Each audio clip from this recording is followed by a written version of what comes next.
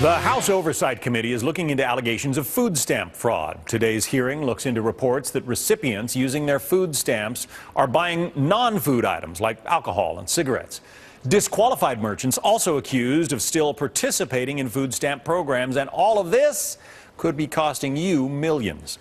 Doug McElway live in Washington. So, Doug, what about this problem? Is it getting worse?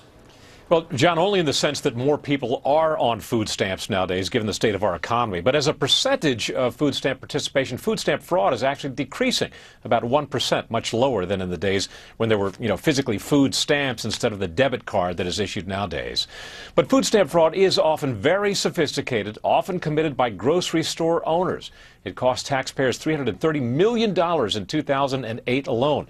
One witness today described how food stamp trafficking, the most common form of fraud, is committed.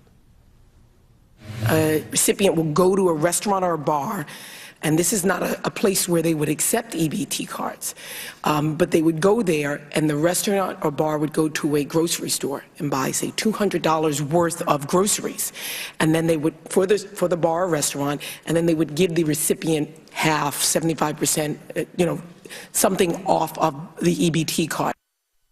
And then, of course, the food stamp recipient will receive also as a cut of the proceeds liquor or cash or something that is not covered under the Supplemental Nutrition Program.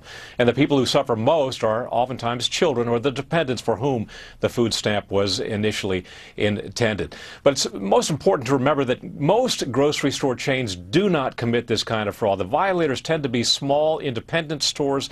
And the closer those stores lean towards selling primarily liquor and cigarettes, the more likely they are to commit fraud. Most that are found committing fraud are barred from participation, and they must also pay restitution. But there tends to be a lot of recidivism. That corner store may go out of business, but often is bought by someone affiliated with the old owner who applies fraudulently to participate in the program again. Many of the panelists today, John, described the need to ramp up scrutiny of the food stamp application program. That's where a lot of the fraud is committed. I think all the taxpayers out there would like to get to the bottom of that and crack down. Doug McElway, thank you. Sure thing. Sure.